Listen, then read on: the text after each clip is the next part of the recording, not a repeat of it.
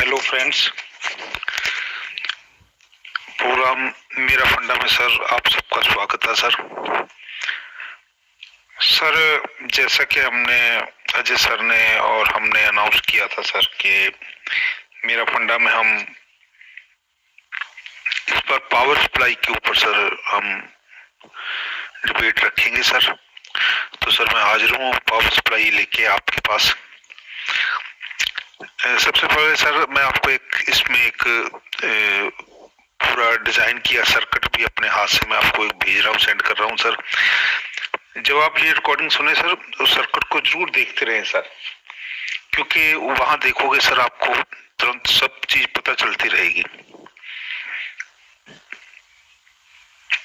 सबसे पहले सर हम स्टार्टिंग करते हैं। देखो जहां मैंने 220 वोल्ट एसी दी है, वहां से जो बाहर मेन प्लग से अपनी जो वायर के थ्रू हमें एसी एलईडी के अंदर मिलती है सर, तो उसमें दो लाइन है सर, एक फेस है एक न्यूट्रल है सर। जो फेस है सर, फेस के ऊपर तो 3.15 एम्पियर का फ्यूज वहां सर लगा हुआ है, 3.15। और जो न्यूट्रल है, न्यूट्रल से सर एक एनटीसी लगा हुआ है। एनटीसी पार करके ये वोल्टेज आगे इसी लाइन में सर, देखो पहले फेस के वोल्टेज आगे एलसीबी एक लाइन फिल्टर लगा हुआ सर, लाइन फिल्टर उसकी वाइंडिंग नंबर 1 पे चले जाते हैं। और जो न्यूट्रल से एनटीसी से पार होके सर जो आ रहे हैं सप्लाई न्यूट्रल, वो 3 नंबर पिन पे सर चली जाती है। लाइन फिल्टर कॉइल है सर, ये जो मेन कॉइल से जैसे पार होके सर सप्लाई आगे 2 नंबर और 4 नंबर से बाहर हो जाती है सर।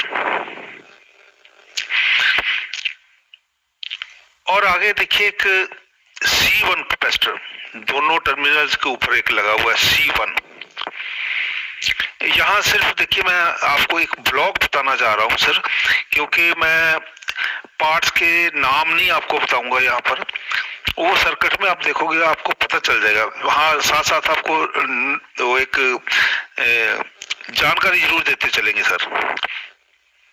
C1 जो कैपेसिटर सर लगा हुआ है, ये अपना 100 के का प्लेस्टर होता है। वैसे मोस्टली इसके पास होता है 47 के, 68 के, 100 के एसी प्लेस्टर होता है सर ये। और यही लाइन आगे जाके देखो 4 resistance R1, R2, R3, R4, ये R4 तक ये रेजिस्टेंस 1 meg से ऊपर होती है। 1 meg 5 मतलब 1.5 meg की रेजिस्टेंस होती है चारों। ये भी इस तरीके से जुड़ी है सर, दो रेजिस्टेंस पैरेलल है और इस सर्किट के पैरेलली सर जुड़ी हुई है। और इसके आगे एक देखिए 2 पीएफ लगे हुए हैं, C2 और C3, जो सीरीज में है सर। सीरीज तो नहीं बनती है ये, लेकिन दोनों का सेंटर को ग्राउंड कर दिया तो ये दोनों ऐसे हो जाएगा कि फेस पे भी एक प्लेस्टर ग्राउंड है और न्यूट्रल पे भी एक ग्राउंड है। ये ब्लॉक 4 के 7, 2 के भी ऐसे प्लेस्टर हो सकते हैं। हर सर्किट की अपनी अपनी डिमांड है, कोई कुछ लगाता है कोई कुछ लगाता है। वैसे ये मोस्टली इस वैल्यू के पास होते हैं।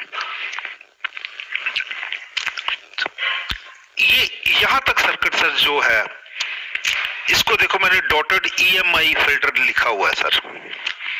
ये जो डॉटेड एरिया है EMI फिल्टर सर्किट है यार। EMI फिल्टर सर्किट का पूरी जो फुल फॉर्म है सर, इलेक्ट्रोमैग्नेटिक इंटरफेरेंस फिल्टर। इसका काम है कि जो एसी हमें बाहर से मिलती है वो प्योर नहीं होती है सर। उसमें कई तरह की स्लगिश होती हैं सप्लाई में, उसमें इंटरफेरेंस होती हैं जो हमारे सर्किट में आके हमारे पार्ट्स को भी खराब करती हैं और आपको देखने में कई चीजें फॉल्ट भी कई नजर आएंगे आपको। तो इसी सर्किटों को मैं पीछे से एक बार चलता हूं सर। ये सबसे पहले तो 3.15 का फ्यूज लगा हुआ सर, जो हम सब भाई सब जानते हैं कि फ्यूज का काम क्या होता है। फ्यूज है सर, यहाँ एक इजेक्ट लोड बनाया गया है 3.15 का एम्पेयर का। अगर 3.15 एम्पेयर से ज्यादा आगे शॉर्ट सर्किट रहेगा, लोड रहेगा, इससे ज्यादा लोड अगर 3.15 से ज्यादा जाएगा तो ये फ्यूज बर्न हो जाएगा सर, फ्यूज उड़ जाएगा। सर्किट ब्रेकर होता है एक किस्म का, भी आगे कुछ प्रॉब्लम रहे तो ये फ्यूज उड़ जाए। फ्यूज जब भी आपने लगाना है इसको बड़े ध्यान से लगाना है कि 3.15 से ज्यादा ना लगाया जाए, क्योंकि अगर आप ज्यादा लगा दोगे आपका आगे कोई शॉर्ट सर्किट रहेगा तो ये फ्यूज नहीं उड़ेगा, लेकिन आपका आगे सर्किट उड़ जाएगा। और ये फेज की लाइन पे फ्यूज था सर। न्यूट्रल की लाइन पे देखो एक एनटीसी लगा हुआ है।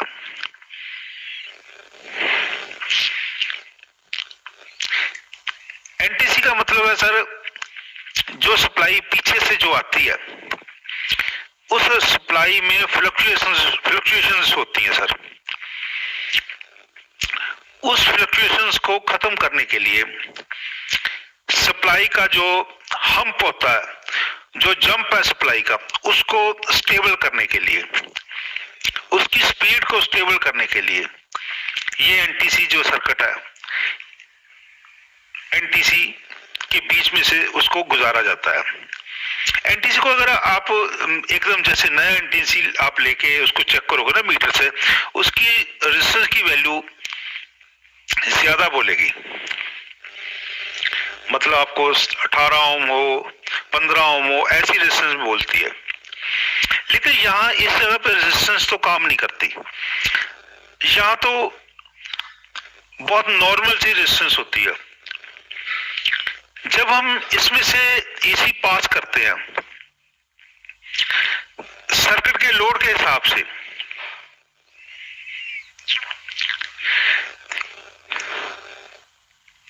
ये नॉन टेम्परेचर सर्किट है सर। ये सर्किट के हिसाब से इसने उसकी रेजिस्टेंस की वैल्यू है, जो इसके अंदर की रेजिस्टेंस है उसकी वैल्यू कम ज्यादा होती है। जब इसके ऊपर लोड रहेगा तो इसकी वैल्यू कम हो जाती है। और कई बार ये सर्किट ब्रेकर भी कर देता है सर। ये आप एनटीसी में अगर आगे लोड ज्यादा हो तो ये सर्किट ब्रेक कर देता है। नॉन टेम्परेचर सर्किट है सर, ये कट ऑफ है ये एक किस्म का। नॉर्मली इसको लगाने का मकसद यही होता है कि जो सप्लाई का हम्प है वो हम्प आगे सर्किट को ना लगे। हम्प का मैं अभी देखिए, अभी मैं थोड़ी अभी आगे आने वाले अभी रिकॉर्डिंग में मैं आपको इसका ना एक उदाहरण भी दूंगा मैं आपको कि हम्प कैसे होता है। देखने वाले को तो ऐसे ही लगता है कि सप्लाई पीछे से आ रही है, सप्लाई आगे जा रही है, लेकिन इसमें भी सर्क होता है सप्लाई का भी।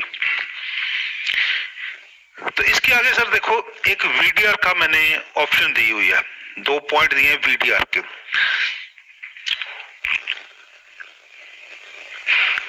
ये वीडीआर का मतलब फुल फॉर्म है sir voltage dependent resistance.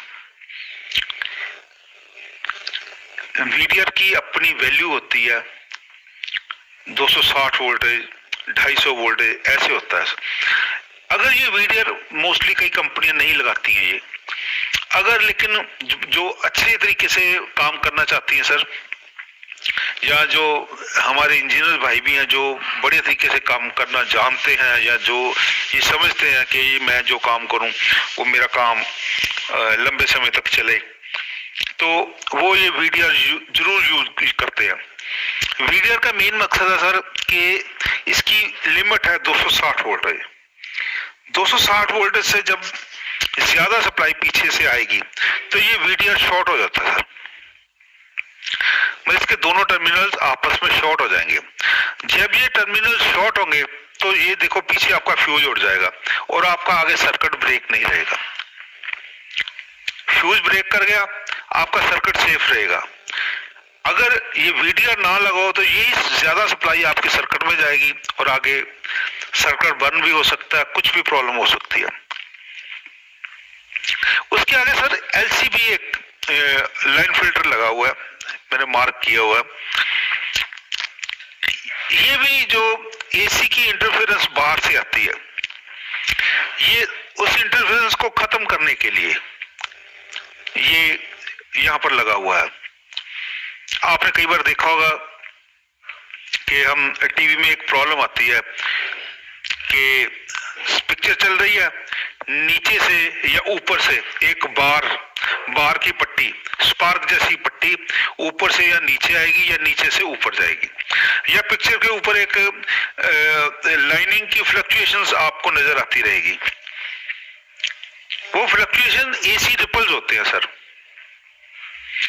AC ripples को कंट्रोल करने के लिए ये लाइन फिल्टर लगा हुआ है। वैसे तो ये जितना भी सर्किट है सबका काम यही है कि आपकी एसी के रिपल्स को खत्म करना, एसी को फिल्टर करना और जो पीछे आपकी फ्रीक्वेंसी की स्टेबिलिटी को बना के रखना। क्योंकि 50 साइकिल्स का 50 हर्ट्ज का एक साइकिल अपना होता है इसका, 50 अप 50 डाउन। तो ये जब आप सप्लाई बाहर से आपको सप्लाई आती है उसमें इंटरफेरेंस रहती है, ये कभी भी 50 आपको प्रॉपर नहीं मिलेगा। 60 होगा, 45, 40 ऐसे अप्स एंड डाउन्स होते रहेंगे। ये लाइन फिल्टर है, उसकी फ्रीक्वेंसी की स्टेबिलिटी को बना के रखता है, 50 हर्ट्ज का साइकिल बना के रखता है उसका।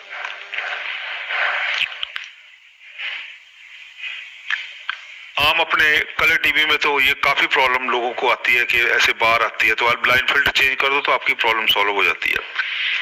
तो यहाँ भी एलईडी तो बहुत सेंसिटिव है, इसके लिए हमें बहुत ज्यादा कोशिश करनी पड़ती है सर।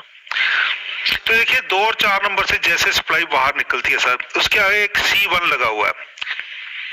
C1 कैपेसिटर है जो ये सप्लाई के ऊपर दोनों पिनों के ऊपर जो रेडिएशन बनती है सर, रेडिएशन को खत्म करने के लिए इसका काम भी वही है कि उसके साइकिल की स्टेबिलिटी को बना के रखना।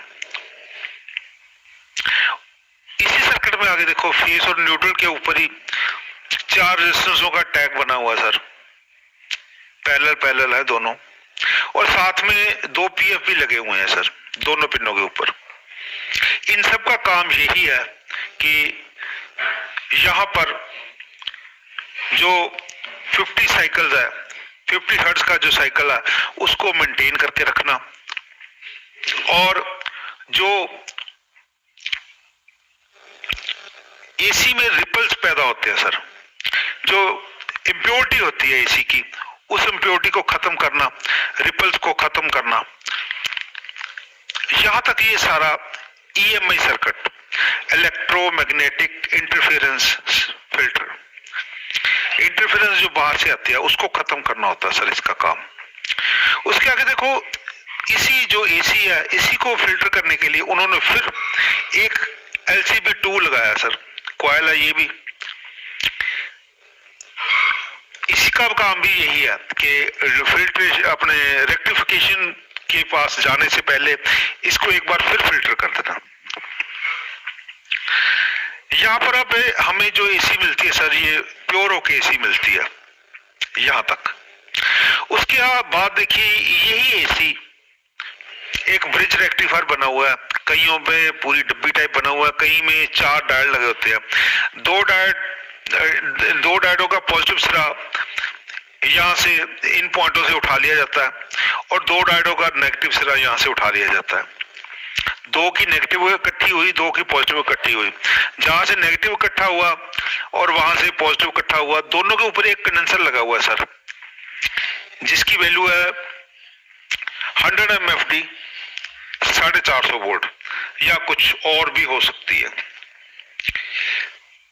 100 MFD 450 वोल्ट, थोड़ी वैल्यू आगे पीछे हो सकती है, वैल्यू के ऊपर मत जाए कई बार, क्योंकि एलईडी में थोड़ा पतला होता है, 82 MFD होता है, 68 होता है, ऐसा हो सकता है।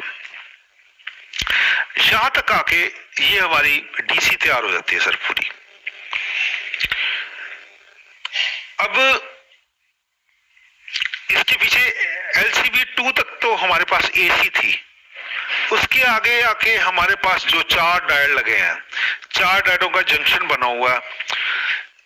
इसकी डायोडों की जो अपनी टॉलरेंस है सर, ये 5 एम्पेयर तक डायोड मान के चलते हैं हम। 5 एम्पेयर तक ये लोड ले सकते हैं, इससे ज्यादा अगर लोड ऊपर रहेगा तो डायोड उड़ने का चांसेस रहते हैं।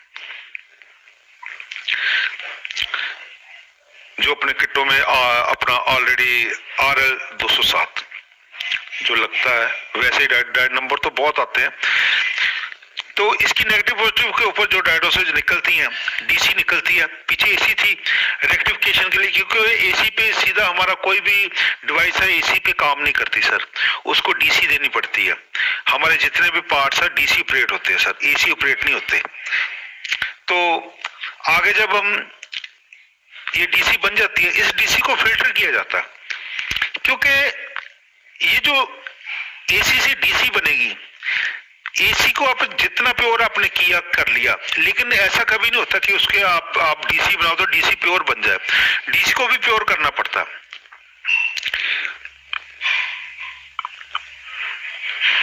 इम्प्योर डीसी होती है सर वो, जो बिना फिल्टर के बनती है, इसको फिल्टर लगा के प्योर किया जाता है।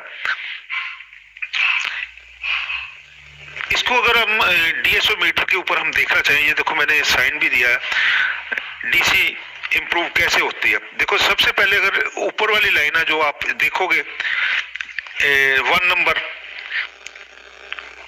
और दूसरी है 2 नंबर, 1 नंबर को देखोगे तो आप वहां आपको ये जो डीसी है, डीसी की पल्स इस हिसाब से जाती दिखाई देगी। उस पे देखो ये लाइन के ऊपर आपको हम्प दिखाई देंगे। ये जो हम्प है सर, ये इसकी इम्प्योरिटी है डीसी की, ये प्योर नहीं है। जब हम इसको कंडेंसर लगा देते हैं सर, तो आपकी यही डीसी, ये 2 नंबर जो आपको मैंने लाइन देखी दी है सीधी, वो बिल्कुल प्योर आपको ऐसी लंबी लाइन में नजर आएगी। वहां डीएसओ मीटर के ऊपर, सीआरओ के ऊपर आप देखोगे तो आपको इस तरीके से दिखाई देगी। एसी को जैसे हम देखते हैं अल्टरनेटिव करंट, एसी का साइन भी आपको दिखाया, ये पता ही होगा वैसे भाई, सब भाई जानते हैं। ये मैं एसी का साइन भी बताया हुआ है, ऊपर देखो एसी का 50 साइकिल ऊपर और 50 साइकिल नीचे, एक सेंटर लाइन रहेगा, सेंटर एज रहेगा, 50 ऊपर 50 नीचे। ये एसी का साइन है। जो डीसी होती है सर, इसको डायरेक्ट करंट बोला जाता है, एसी को बोला जाता है अल्टरनेटिव करंट। अल्टरनेटिव, एक पल्स ऊपर एक पल्स नीचे, मतलब 1 टाइम ऊपर जाएगा और 1 टाइम नीचे रहेगा। जो डीसी होती है ये प्योर होती है। प्योर डीसी की जो लाइन है डायरेक्ट करंट की, वो एकदम आपको देखने में डीएसओ पे बिल्कुल सीधी नजर आएगी, उस पे आपको हम्प नहीं नजर आएगा। अगर हम्प रहेगा, ये आपकी पिक्चर क्वालिटी में भी नजर आएगा आपको। कई बार देखते हैं ना, कंडेंसर खराब हो तो हमारी पिक्चर फिल्ट्रेशन होती है, ये ऐसी चीजें आपको नजर आएंगी। वोल्टेज में आपको एक्यूरेसी नहीं प्रॉपर मिलेगी, इसको इंप्रूव करना बहुत जरूरी है सर। अभी ये डायोडों से जो यहां से नेगेटिव मिली, ये कंडेंसर की जो नेगेटिव है सर, यहां आपको 300 वोल्टेज मिलेंगे, 300। यहां तक आप 300 वोल्टेज मान के चले। कई भाइयों के दिमाग में होगा कि 300 से ज्यादा वोल्टेज होते हैं, वो हम अगले चैप्टर में क्लियर करेंगे कि ज्यादा कैसे बनते हैं। जितनी देर ये ऑक्सीलेट नहीं होंगे तब तक वोल्टेज नहीं बढ़ेंगे, ये वोल्टेज 300 ही रहेंगे। तो सेक्शन को मैंने डब्बे में दिया सर, इसको रेक्टिफिकेशन बोलते हैं सर।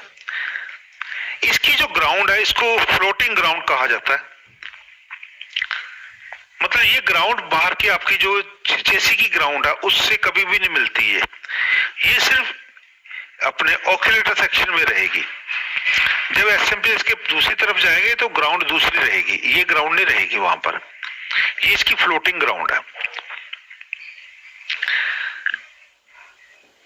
ये इसकी आपको मैं डायग्राम मैंने आपको इसका मैं भेज भी देता हूं। अब इसमें देखने वाली चीज क्या है, ये डायड है। डायड तो सभी भाइयों को पता ही है कि इसको कैसे चेक करते हैं, और यहां पर कम से कम 300 वोल्ट आपके पास बनने चाहिए। अगर आपके यहां डायड शॉर्ट होते हैं, डायड शॉर्ट होते हैं, तो ये आपका लोड पीछे जाके फ्यूज या एनटीसी के ऊपर रहेगा, क्योंकि एसी वहीं से पक्ष कमजोर है ना वहां पर, फ्यूज इसीलिए तो लगाया जाता है। फ्यूज अगर आपका ज्यादा पावर का रहेगा, मान लो आपने फ्यूज थोड़ा मोटा लगा दिया, वहां मोटा फ्यूज रहेगा तो वो आपके ये आगे वाले जो पार्ट्स है इनको ब्रस्ट करेगा और खुद ओपन नहीं होगा। इसलिए फ्यूज की जो सेफ्टी है उसको बहुत ध्यान से लगाया जाए। 315 का फ्यूज लगता है, 315 ही लगाया जाए उसको। ईएमआई फिल्टर जो सर्किट आपको बताया मैं सर, इसकी फ्रीक्वेंसी की स्टेबिलिटी के लिए 50 साइकिल्स का जो 50 हर्ट्ज का साइकिल है उसको कंप्लीट प्रॉपर रखने के लिए कि उसमें इम्प्योरिटी ना आए, ज्यादा से ज्यादा उसको फिल्टर किया जाए। अब कई बार दिमाग में बात आती है सर, क्योंकि कई किटों में हम देखते हैं कि इतना सामान नहीं भी लगाते, वो कोई लाइन फिल्टर की जगह डायरेक्ट जंपर दे दिया, ये कर दिया, वो कर दिया। आपने देखा होगा ये जो अपना जो देसी डीटीएच अपना बनता था सस्ते वाला डिश, जो डीटीएच वाली डिश है फ्री वाली, उसमें कई बार प्रॉब्लम आती है कि किसी टीवी पे जाके लगाओ ना तो एक बार की पट्टी आती रहेगी ऊपर से नीचे, क्योंकि कार्ड तो हमारे यहाँ लोगों ने बनाया नहीं किसी ने, उसकी सप्लाई जरूर बनाई है हमारे भाइयों ने। तो सप्लाई में हमारे लोग थोड़ा कंप्रोमाइज करते हैं, उसका लाइन फिल्टर निकाल लिया, वहां जंपर लगा दिया। वो जो इंटरफेरेंस है बाहर एसी की इंटरफेरेंस है वो सर्किट में आती है, सर्किट से आपकी पिक्चर क्वालिटी में आएगी, पिक्चर क्वालिटी में आएगी तो आपको स्क्रीन पे दिखाई देगी। वो लाइन फिल्टर का जरूर ध्यान दें, इस चीज को जरूर इंप्रूव करें। ये कैपेसिटर हैं जो लगे हुए हैं, ये भी आपके इंटरफेरेंस को कम करते हैं। आप कभी भी देखना कैपेसिटर को, एसी लाइन में लगे कैपेसिटर्स को अगर आप निकालोगे ना तो आपको वहां पर ऐसा लगेगा कि आपकी कुछ बार वगैरह चलने लग गई है। जैसे आपने टीवियों में ग्राउंड टू ग्राउंड एक प्लस्टर लगा होता है, वो अगर आपका ओपन रहे तो तब भी आपको स्क्रीन पे इम्प्योरिटी नजर आएगी। कंडेंसर का तो आपको पता चल ही जाता सर, जब आप वोल्टेज चेक करोगे आपको तुरंत पता चल जाएगा कि 300 वोल्ट प्रॉपर। अगर कंडेंसर आपका वीक होगा या काम नहीं करता होगा प्रॉपर तो वो वोल्टेज वहां कम देगा। जहां तक प्योरिटी इम्पोर्टी की प्रॉब्लम है सर, वो डीएसओ के ऊपर आप चेक करोगे, सीआरओ के ऊपर चेक करोगे तभी आपको ये चीज दिखाई देगी, या पिक्चर क्वालिटी में जैसे हम भाई हमारे देख लेते हैं उस हिसाब से आप देख सकते हो। तो सर ये था अपना पावर सप्लाई का ईएमआई फिल्टर और रेक्टिफायर। रेक्टिफायर दो तरह के भी आते हैं सर, ये तो 4 डायल लग के आम किट्टों में अपने बोर्डों में बना हुआ है, 4 डायल लग के बन जाता है। या कई बार ऐसा भी होता है कि आपका रेक्टिफायर का पूरा एक पैकेज बना होता है 4 का, मतलब उसमें 2 पिने एसी की होती हैं, 2 डीसी के लिए निकलती हैं, उसके आगे कंडेंसर लगाते हैं तो वो रेक्टिफिकेशन का काम वही प्रॉपर तरीके से करता है। तो सर ये सर्किट आप देखें तो, और इसको देखें। एक चीज और, जैसे सर मैंने एक बात और बोली है कि एनटीसी और ये लाइन फिल्टर जो लगे हुए हैं, वोल्टेज के जो एक हम्प है वोल्टेज का, उसको रोकने का भी काम करते हैं। मतलब वोल्टेज की एक जबरदस्ती जो होती है उसको रोकने, स्टेबिलिटी उसकी बना के रखते हैं उसको। कभी पीछे से वोल्टेज ज्यादा आ जाए तो ऐसा नहीं लगेगा कि आपके सर्किट को झटका लगेगा और आपका सर्किट उड़ जाए। उसकी मतलब उसको बर्दाश्त करने की शक्ति है जो इन दो चीजों, एनटीएससी और लाइन फिल्टर, दो चीजें हैं, ये काम करती हैं सर। एनटीएससी का ज्यादा रोल होता है उसमें, लाइन फिल्टर की तो जो उसकी पल्स है उसको इम्प्रूव करके रखना है लाइन फिल्टर का काम। तो कई बार ये दिमाग में ये बात आती है कि ऐसा तो नहीं होता, तो मैं आपको एक छोटा सा एक्सपीरियंस आपका बताता हूँ। जो ट्यूबलाइट 40 वाट की ट्यूबलाइट होती है, आप सभी भाइयों के घर पे लगी होगी, सबके पास होती है, उसके कनेक्शन सब भाई करते हैं। मैं दो चीजें आपको बताता हूं। सबसे पहले आप उसका एक फेस की एक तार लेते हो, मैं यहाँ आपको फोटो भी डालूंगा। एक तार लेते हो, एक तार लेके आप उसकी चौक की एक पॉइंट में दे देते हो, चौक की दूसरे पॉइंट से आप उसकी साइड के एक ट्यूब के एक साइड के कनेक्टर पे चला जाता है, और कनेक्टर के दूसरी तार से उठा के आप उस पे दे देते हो अपना अगली दूसरी साइड वाले कनेक्टर के एक साइड पे, और उसकी दूसरी तार उठा के आप स्टार्टर के ऊपर दे देते हो, स्टार्टर से तार उठा के फिर चौक में दे देते हो। ये सर्किट होता है इसका। सर्किट ऐसे सीरीज में होता है ये सारा सर्किट। अब वहां पर जैसे अपना लाइन फिल्टर लगा हुआ है या एनटीसी लगा हुआ है, वहां पर जो चौक है वो ये काम करती है तो सर्किट सीरीज का ही है। अगर मान लो हम चौक की जगह पहले स्टार्टर को दे दें, तो आपको लगता है कि इसमें कोई फर्क रहेगा? अब दो अपने राड के दोनों तरफ सीरीज में आएंगे, चौक सीरीज में रहेगी, कंडेंसर स्टार्टर सीरीज में रहेगा। जब सब कुछ सीरीज में है तो हम पहले स्टार्टर को दे दें सप्लाई, तो आपको क्या लगता है कि क्या फर्क रहेगा? कोई बहुत बड़ा फर्क पड़ने वाला? कई भाइयों के दिमाग में होगा कि क्या फर्क होता है, सीरीज है, सीरीज तो सीरीज है, चाहे जो चीज मर्जी पहले लगा दो। लेकिन नहीं सर, अगर आपको शक है तो आप अपने घर की ट्यूब पे तार चौक में ना देते हुए स्टार्टर को पहले दे देना और फिर सर्किट घुमा देना सारा। अगर आप ऐसा करके घर पे ट्यूब चलाना, आपको तुरंत पता चल जाएगा, एकदम झटका लगेगा, आपका राड उड़ेगा, राड खराब होता रहेगा। आप जलाओगे अच्छा जलेगा, बंद करके जब सुबह अचानक जलाओगे झटका लगेगा, राड उड़ जाएगा। अब देखो है तो सीरीज है,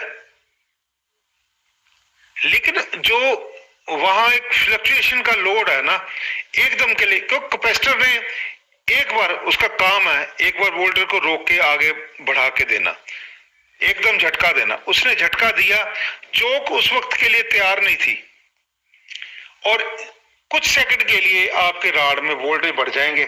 जब वोल्टेज बढ़ेंगे तो एकदम वो आपका राड को उड़ा देगा। तो इस चीज का सर बहुत बड़ा रोल है, बहुत बड़ा फर्क है। आप इस चीज का ध्यान दें। ये सर्किट मैंने दिया है सर, इसको पढ़ें। इसके रिगार्डिंग कोई आपका क्वेश्चन हो तो आप ग्रुप में लेके आएंगे, उसके बारे में हम डिस्कस करेंगे, ठीक है सर। और इतना बोलते हुए सर मैं आप सबसे माफी मांगूंगा कि अगर कोई बड़ी छोटी बात कुछ बोली गई हो तो आप हमें माफ कर सकते हैं सर। तो इतना ही मैं कहूंगा सर। इसमें आपको मैं अभी तुरंत फोटो डाल रहा हूं सर, आप फोटो को देखें। मुझे उम्मीद है कि आपको ये काफी हद तक क्लियर होंगे। ये सर ये सर्किट में अपने दिमाग में एक अपना एलईडी का बोर्ड रख के अपने दिमाग में चल रहा हूं सर, क्योंकि अपना काम ही एलईडी का है। तो उसके हिसाब से सर मैं ये चाह रहा हूं कि आप सबको उसी हिसाब से गाइड किया जाए। उसको किसी सर्किट में ऐसा हो सकता है कि LCB2 जो मैंने लगाई है वो कोई ना यूज करे, उसने एक LCB 1 लगा दिया, 2 आगे ना यूज करे, वो अपने अपने सर्किट की अपनी मर्जी है, लेकिन जो बेसिक्स है वो यही रहेगी सर। इतना बोलते हुए सर मैं आप सबसे गुजारिश करूंगा कि इसे देखें आप, जो इसके आपके क्वेश्चन रहेंगे सर हम डिबेट में फिर क्लियर करेंगे सर। Thank you sir.